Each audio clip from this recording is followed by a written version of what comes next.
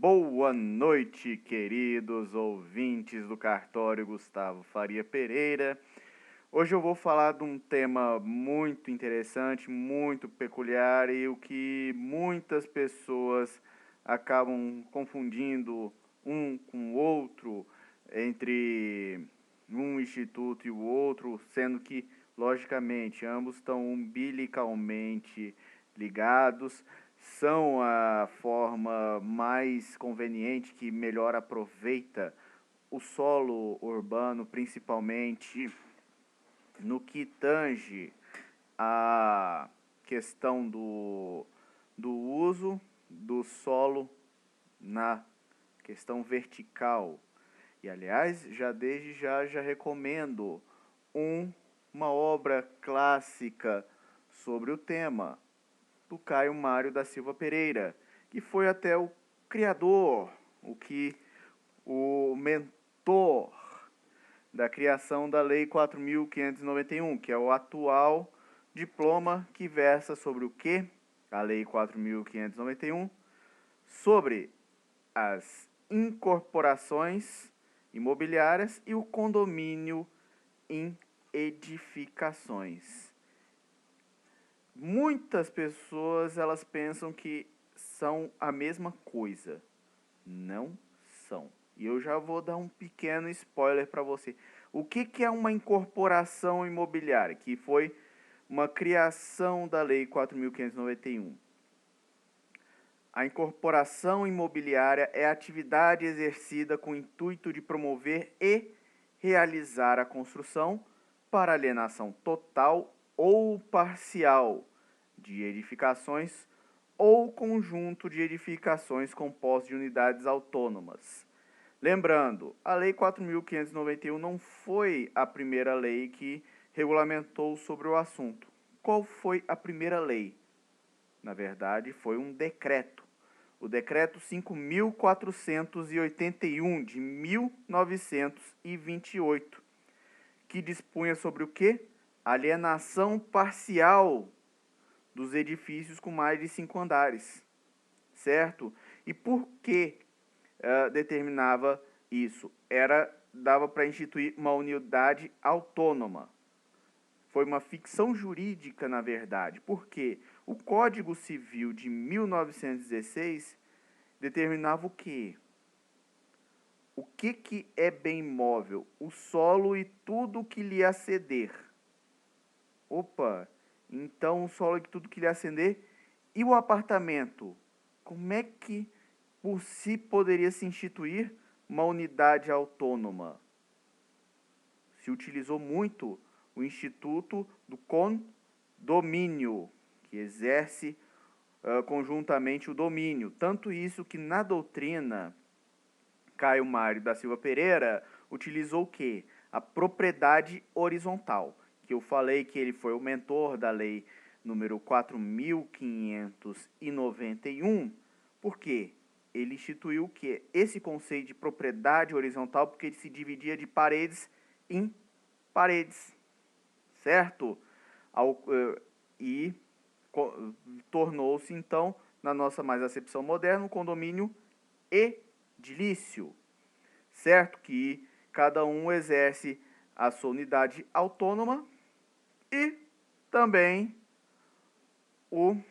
a parte em comum, certo? Ele se divide em frações ideais, mas, logicamente, susceptíveis de negociação, o que a gente utiliza principalmente transplantando das legislações estrangeiras, o studio francês, ou do alemão Wohnung, do Wohnen, morar, e no alemão o apartamento. Olha só como é que, sem querer, a gente começa a importar do tratamento do direito comparado. E, logicamente, o condomínio edilício e a incorporação é o que? São fenômenos decorrentes do crescimento da cidade. Ou seja, tanto o crescimento horizontal, que decorreu até uma gentrificação, a formação de banlieue, E por outro lado, por isso que eu falo, quem sabe só direito não sabe nada. Então envolve até a formação de cidades e até depois eu vou falar um pouco mais dos fenômenos relacionados à regularização fundiária urbana, ou seja, o registrador de imóveis ele tem que saber também de direito urbanístico, também de direito, obviamente, imobiliário. Olha só o que eu estou falando. A incorporação ela é meio para obter o quê? O condomínio edilício. Olha só o pequeno detalhe. Tanto isso que existe a instituição pela incorporação, que ela é destinada, certo? É destinada à construção para alienação total ou parcial de edificações, ou seja, uma incorporação pode instituir várias edificações, certo? E uma edificação composta de unidades autônomas. E por muitas das vezes, nos condomínios ditos horizontais, ou que conhecemos atualmente na linguagem técnica, se utilizou por muito tempo a Lei 4.591 por força do decreto Lei número 271, mas isso é assunto de outro vídeo que eu farei sobre condomínio de lotes, certo? Que é uma moda agora, que pode ser muitas vezes até é um tema controverso para urbanistas, ok? E quem é o incorporador, de acordo com o artigo 29? A pessoa física ou jurídica, comerciante ou não, embora não efetuando a construção, de acordo com o artigo 29, compromisse ou efetive a venda de frações ideais de terreno, objetivando a vinculação de tais frações a unidades autônomas em edificações a serem construídas ou em construção em regime condominial. Certo? O incorporador precisa ser o proprietário? Não. Lembre-se disso. E muitas das vezes o que se institui também, em decorrência da incorporação, o patrimônio de afetação, que não se comunica com o patrimônio da incorporadora, que isso ocorreu principalmente após 2006, depois da situação da Incol. Pesquisem no YouTube quem foi essa incorporadora Incol, daqui de Goiânia, que criou muito problema no mercado imobiliário nacional.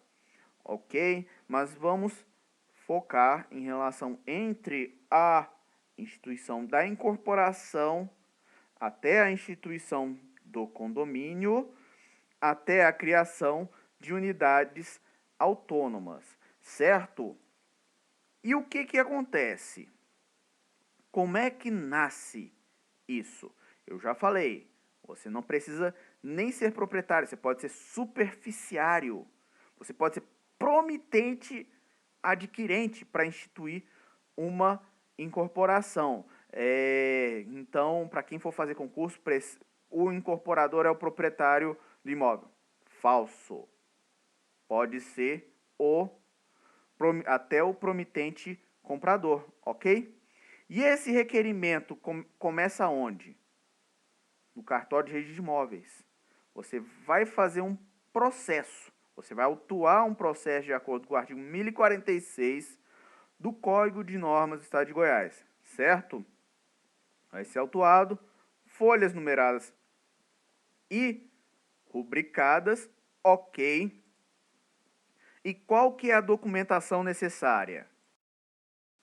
A documentação necessária, ela está no artigo 32 da Lei 4.591. Qual que seriam os documentos? Título de propriedade de terreno ou de promessa irrevogável e irretratável, de compra e venda ou de cessão de direitos ou de permuta, no qual conste cláusula de emissão na posse do imóvel. Não haja estipulações impeditivas de sua alienação, infrações ideais. E também inclua consentimento para demolição e construção devidamente registrado. Então, na matrícula mãe, recomende-se o que primeiro? Muitas vezes não é um terreno limpo. recomenda averbar previamente a demolição, certo? E a sua documentação necessária no município para demolir. Logicamente, o senso comum pensa assim, não, vou meter a marreta. Não faça isso, por favor. Existe o direito de construir e o direito de demolir. E quem fiscaliza isso? Quem tem o poder de polícia? O município, a prefeitura, ok? Ela é o xerife da ordem municipal. Quem também? As certidões negativas de impostos federais, estaduais e municipais, de protesto de títulos de ações cíveis e criminais de ônus reais relativamente ao imóvel, aos alienantes do terreno incorporador. Também, o que mais? Vamos prosseguindo. Por favor, leia o artigo 32. O histórico dos títulos de propriedade do imóvel abrangendo o quê? Os últimos 20 anos. Ok? A certidão vintenária. Certo? Que vocês viram no vídeo anterior de publicidade, está previsto no artigo 955 do Código de Normas do Estado de Goiás, a certidão vintenária. Ok? Projeto de construção devidamente aprovado pelas autoridades competentes. Cálculo das áreas das edificações discriminando além da global, que vai ser feito com base nisso o custo da obra, que você vai averbar a incorporação, ok? A das partes comuns, indicando para cada tipo de unidade a metragem da área construída, certo? Outra exigência também necessária. A certidão negativa de débito com a Previdência Social, ok? Quando o titular de direito sobre o terreno for responsável pela arrecadação das respectivas contribuições. Na verdade, isso é sempre. Quando vocês conseguem ler na interpretação da Lei 8.212. O memorial descritivo das especificações da obra projetada. Certo? Qual que é o modelo? Ele está previsto no artigo 56, inciso 4º da Lei 4.591. E também a avaliação do custo total da obra, atualizada à data do arquivamento, ok? Que ela vai ser calculada com base nos custos unitários, ok? Ou seja, isso é importante até para a apuração dos emolumentos e também das taxas de construção da prefeitura e também para avaliação da outorga onerosa do direito de construir, certo? É o plafond legal, que é o uso do solo vertical, do uso vertical do solo, certo? Que está previsto na Lei 10.257. Também, há discriminações das frações ideais de terreno com as unidades autônomas que a elas corresponderão. E quem compra apartamento vai ver muito disso, compra na planta e vê essa papelada e muitas vezes não está nem aí, até porque sabe que está resguardado pelo Código de Defesa do Consumidor. E ainda bem que existe o Código de Defesa do Consumidor, que muitas vezes existe um diálogo das fontes. Se não, se a gente fizer uma leitura rígida da Lei 4.591, o consumidor ia ser lesado, sempre. A minuta da futura convenção de condomínio que regerá a edificação ou o conjunto de edificações, certo? A declaração em que se define a parcela do preço, do que está previsto no artigo 39, inciso 2, que é a cota parte da área das unidades a ser entregues em pagamento terreno, que corresponderá a uma das unidades, ok? Que essa vai ser expressa em metros quadrados. Certo, pessoal? Fiquem bem atentos em relação a isso. Ok? Também, a certidão do instrumento público de mandato, no caso do parágrafo 1º do inciso 31, que versa o quê? Que versa sobre a questão do patrimônio, não, da questão do incorporador, certo? Quando for a questão do construtor, certo? Quando vai ser o quê? incorporador ele vai ser investido pelo proprietário de terreno, promitente comprador e cessionário deste ou promitente cessionário, de mandato outorgado por instrumento público, e faça menção expressa dessa lei e transcreva o disposto no parágrafo 4º do artigo 35, que eu vou falar posteriormente, ok? Para concluir todos os negócios tendentes à alienação das frações ideais de terreno, que é o agente, que vai obrigar também, por sua vez, pessoalmente, pelos atos que se praticar na qualidade de incorporador. Olha só o quanto que tem sobre isso em relação à documentação. Ela é vasta, ela é complexa, mas vale a pena, que é um meio bom para obter meios, e quem não é capitalizado deve se utilizar de uma burocracia, até porque os bancos eles são burocráticos para financiar, mas não se recomenda você se descapitalizar para fazer um condomínio edilício, certo? Por causa do risco inerente. Ok, pessoal?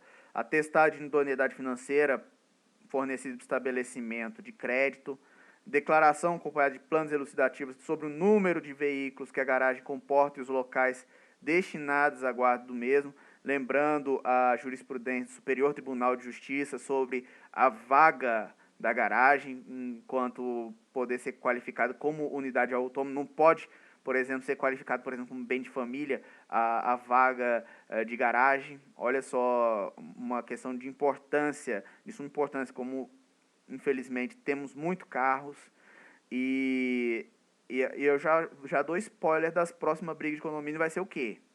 O uso dos recarregadores de veículos elétricos. Olha só o perigo que acontece. Pessoal, passando toda essa papelada, ainda temos um pequeno problema. O quê? O artigo 1046, parágrafo 1º. O registrador, quando apresentada essa papelada, você vai autuar, é um processo, ele vai observar o prazo de 15 dias para fornecimento do número de registro do interessado, certo? Ou indicação das pendências. Olha só a preocupação que vai ter o registrador. Você vai ter que compulsar os autos para indicar eventuais pendências, ou já dar um número do registro. Você vai averbar isso registrar na respectiva matrícula, ok? A incorporação, ok? E registrada a incorporação, por sua vez, recomenda o que? A elaboração de uma ficha auxiliar de controle de disponibilidade, ok? Você vai ter uma ficha autônoma. Isso no âmbito... Essa norma do artigo 1046 se aplica ao registrador. Logicamente, o incorporador também vai ter essa ficha autônoma, ok? O ideal é o quê? Já direto, você tem a faculdade de que abrir matrículas, mas também tem essa ficha auxiliar, que até se abrir diretamente a matrícula após a averbação, o risco que pode acontecer? Você vai onerar demais o empreendimento, entendeu? Então, muitas vezes, o registrador vai ter o seu maior ganho aonde? Na venda paulatina dos imóveis, quando terminar os compromissos de compra e venda, ou quando já houver os devidos financiamentos, ok?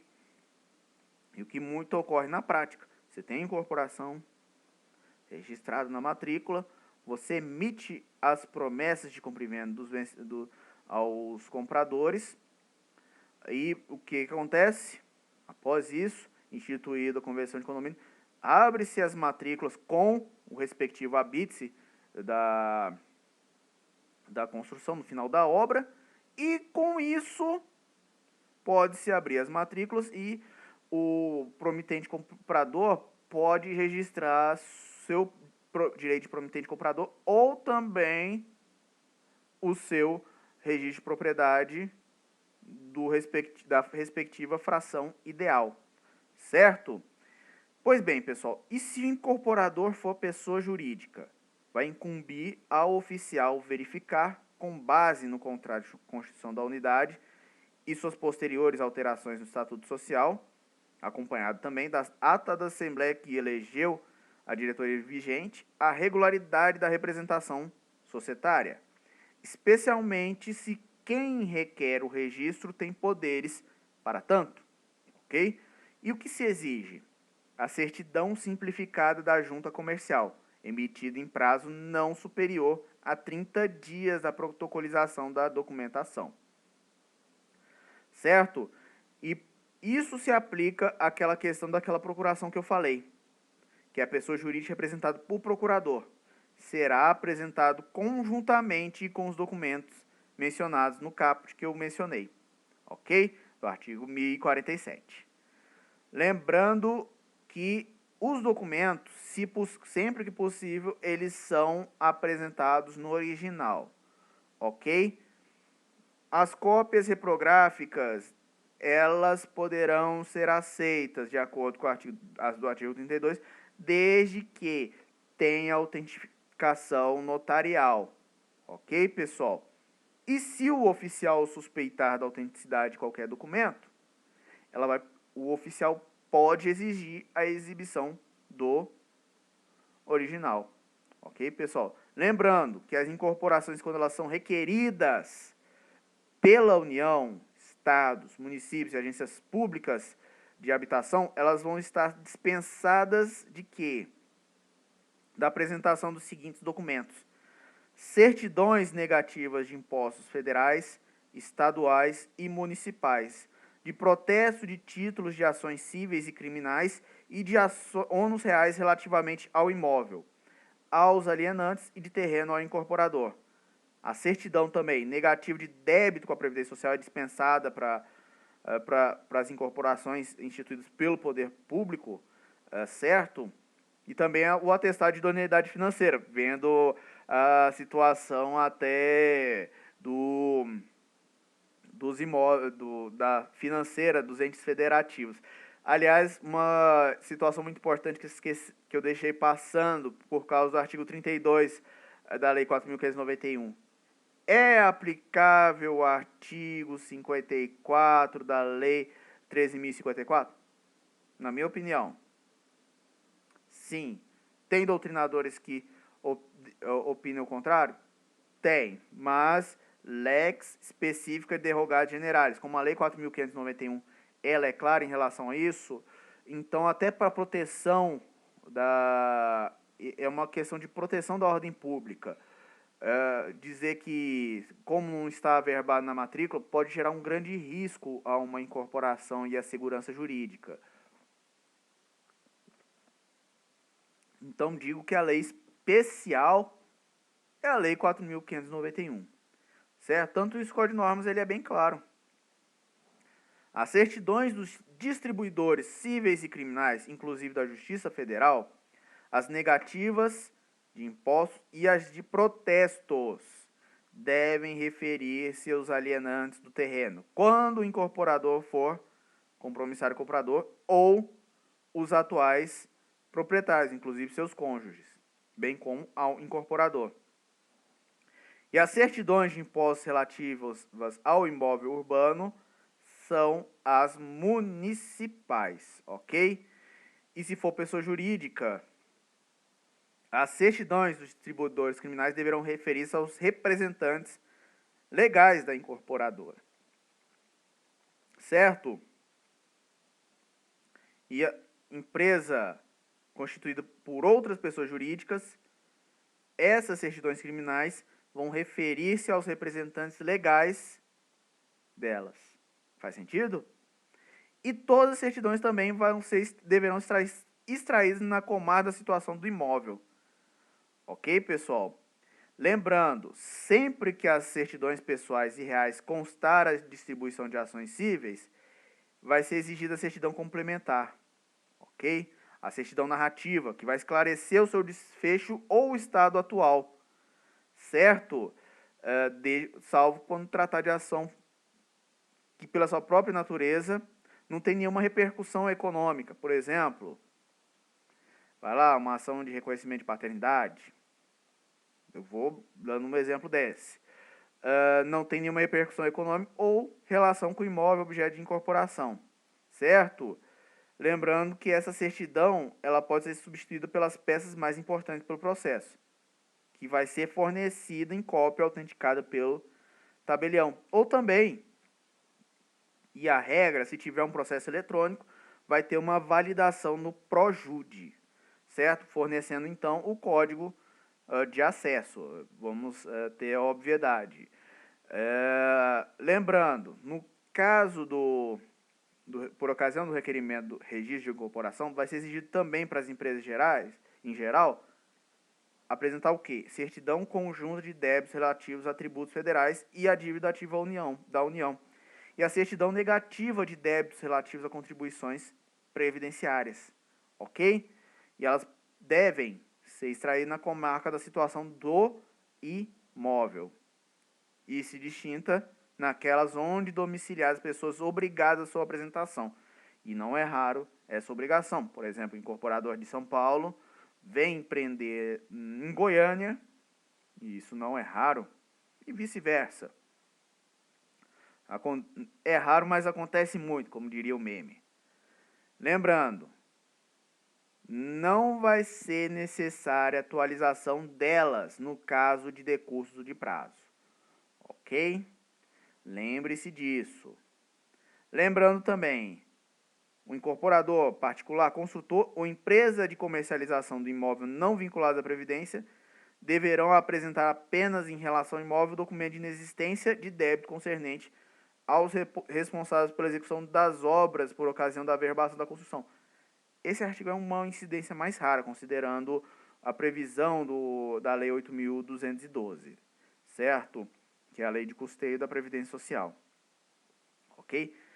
É indispensável também a correspondência da descrição e da área do imóvel a ser incorporado com as que constarem da transcrição ou da matrícula respectiva, exigindo também, nesse caso, prévia retificação. É o princípio da especialidade objetiva. Vamos lembrar dos vídeos anteriores? Especialidade objetiva. Se tiverem dúvida, vejam outros vídeos no canal. Também, não poderá o oficial registrar pedido de incorporação sem que o apresentante exiba planta dos espaços destinados à guarda de veículos, certo? E com a indicação das vias internas de acesso às vagas, caso o tenha. Mas a regra é que é raro ter uma incorporação que não tenha o espaço necessário para veículos, considerando o nosso caos urbano, que a lei de mobilidade urbana virou uma fantasia. Ok? E lembrando, tem que ter a apresentação do histórico dos títulos de propriedades, que abrange o quê? 20 anos, lembra? Acompanhado da certidão dos registros correspondentes. Vai ser indispensável quando o imóvel esteja transcrito, certo? Vai ser desnecessária a apresentação se o imóvel estiver matriculado mais de 20 anos, certo? Bastando o quê? Um breve resumo dos títulos, ok? No caso do atestado de idoneidade financeira, deverá constar pelo menos o nome ou razão social e o número do CPF ou CNPJ do incorporador também. Lembrando que o quadro diário ele deve obedecer às medidas que constarem do registro, certo? Não se admitindo em caso de divergência que se refira às constantes da planta aprovada, ok? Se tiver uma divergência, antes de registrar a incorporação, vai ser feita a retificação diária com base no artigo 213 da Lei 6.015, ok? E lembrando, e o que eu falei até antes, pode ser aberta matrícula para as unidades autônomas? Pode, certo? A pedido do incorporador ou em razão do registro paulatino de contratos. Eu adquiro meu imóvel em Goiânia e quero registrar no primeiro ofício de registro de imóveis da comarca de Goiânia, fica atento aí, colega, do meu apartamento no Marista. Vai ser feita a abertura da matrícula, ok? e vai se transportar eventuais ônus existentes. Ok, pessoal? Lembrando, nesse caso, o que vai acontecer? Vai constar a verbação expressa que se trata de obra projetada em fase de incorporação, pendente de quê? Regularização por meio da verbação de construção e registro da instituição de condomínio quando finalizada. Ok? Qual que é o prazo de registro da incorporação? 180 dias. Lembrando que é o prazo de respiro, é o prazo decadencial, fim do qual, se não tiver concretizado, o incorporador ele pode fazer o quê? Negociar unidades, revalidando o registro. Ou seja, vai ter que pagar todo aquele procedimento de novo. Meu Deus do céu, olha a tragédia. Lembrando que, como é que é concretizada essa incorporação, pessoal? Interpretação legítima. Vamos lembrar do Miguel Reale Júnior? O Código de Normas ele usa o instrumento da interpretação legítima. Considera-se concretizada a incorporação, entre outras situações, em caso de venda ou promessa de venda de ao menos uma das unidades autônomas, contratação da construção, obtenção de financiamento de produção durante o curso do prazo de validade do registro da incorporação. Ok, pessoal? E essa data de concretização ela deve ser aferida por um critério seguro. Um exemplo, a data da escritura firmada por tabelião, data do reconhecimento de firma, data do registro no registro de documentos com assinatura ou certificado digital, certo? Mas não precisa daquela papelada toda do artigo 32. Quais são os documentos necessários? Ufa, eu estava pensando que era o artigo 32 todo, você ouvinte, até se assustou, confessa. É simples. A certidão, como é que vai se apresentar? Certidões negativas dos impostos federais, estaduais e municipais, de protege títulos de ações cíveis e criminais e de ônus reais relativamente ao imóvel, aos alienantes de terreno incorporador. Também, certidão negativa de débito para com a Previdência Social, quando o titular de direito sobre o terreno for responsável pela arrecadação das respectivas contribuições. Também, atestado de idoneidade financeira fornecido por estabelecimento de crédito opere no país há mais de 5 anos. Também, lembrando que a verbação da Constituição do Patrimônio de Afetação, onde é que tem a previsão na lei desse patrimônio de afetação? Está no artigo 31F.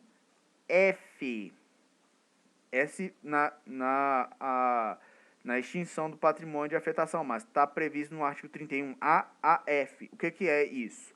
A critério incorporador, a incorporação ela pode ser submetida ao regime de afetação. O que consiste isso?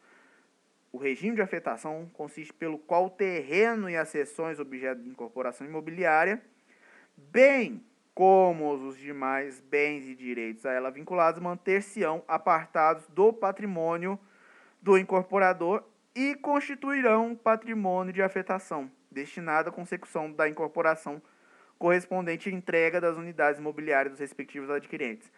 Pessoal, até uma questão de história importante. Estudem sobre o caso Encol. Foi uma incorporadora que quebrou e essa razão, a ratio lege, foi decorrente dessa incorporadora, pela Lei 10.931. Aliás, a Lei 10.931, ela modificou o direito imobiliário no país. Da mesma forma, ela foi uma... Cada governo tem o seu legado de leis que transformam o direito imobiliário. No governo Lula, essa foi a Lei 10.931. Para o governo Dilma, foi a Lei 11.997, 977, desculpa, do Minha Casa Minha Dívida. Desculpa, eu quase falei minha dívida. E, por sua vez, no governo Michel Temer, foi a Lei 3.465, foi a Lei de Regularização Fundiária. Logicamente, também teve a Lei 9.514, na época do governo Fernando Henrique, que alterou muito o sistema de financiamento de habitação. A habitação é uma política pública. E lembre-se que a política de governo ela afeta o sistema de moradia e, querendo ou não, o direito imobiliário. São decisões macro que afetam o micro. Fato, valor e norma, transformando o Miguel Reale, certo? Mas voltando, essa averbação de constituição de patrimônio de afetação, ela poderá, nesse caso, ser promovida a requerimento do incorporador a qualquer momento antes do registro da instituição do condomínio. Ok? Independente de anuência de eventuais adquirentes ou de prévia estipulação no memorial de incorporação. Certo? E lembrando, a verbação de construção de prédio, que isso aí foi como se fosse um rider, que é a verbação de construção de prédio, só vai ser feita mediante apresentação de documento hábil. E qual é o documento hábil? O habite-se ou certidão de conclusão de obra. E quem vai expedir isso é a Prefeitura Municipal. Isso é um ato de poder de polícia da Prefeitura, certo? É o direito de construir. E lembrando, pode ser objeto de retificação eventual ou divergência entre a área construída do documento e a planta aprovada, ok? E lembrando, para averbar a construção vai ser exigida a certidão negativa de débitos previdenciários referente à obra, certo? Cuja área corresponde à área total construída do prédio. E com isso, concluída a obra, vai ser praticados quais atos? Abertura de matrículas às unidades autônomas, averbação de construção na matrícula primitiva, averbação de construção em cada uma das matrículas derivadas já abertas ou abertas por ocasião da conclusão de obra, e também a averbação da certidão negativa de débito de contribuições previdenciárias na matrícula primitiva. Ok, pessoal? Lembrando, pode haver uma averbação parcial da construção, mediante o quê? Uma apresentação do habite-se parcial, fornecido pela Prefeitura, bem como também o que? A certidão negativa de débito com INSS. Em quais hipóteses? Construção de uma ou mais casas, empreendimento de condomínio de casas. Também, construção de um ou mais apartamentos em empreendimentos residenciais, construção em bloco, empreendimento que veja 2 ou mais blocos, e construção da parte térrea do edifício, constituído de uma ou mais lojas, ok? Estando em construção o restante do prédio. Certo? E como é que vai ser feito o registro da instituição e especificação do condomínio? Vai ser, no livro 3, registrada mediante a apresentação do respectivo instrumento, certo? Pode ser público, pode ser particular, certo? Da convenção de condomínio, lembrando que qual é o quórum mínimo de subscrição? 2/3 das frações ideais, ok? E no registro, quais são os atos decorrentes do registro da instituição de condomínio? Vai ser o registro da instituição de condomínio matrícula primitiva, registro da convenção de condomínio livro 3 e averbação do registro da instituição e da convenção das matrículas derivadas. Pessoal, farei uma segunda parte falando especificamente sobre o condomínio edilício, apartamentos, multipropriedade, entre outros quejandos. Fiquem atentos no canal. Espero que tenha sido de bom proveito. E mais uma coisa, pessoal. Fé no Pai, que o áudio sai. Um bom fim de semana e até o próximo vídeo.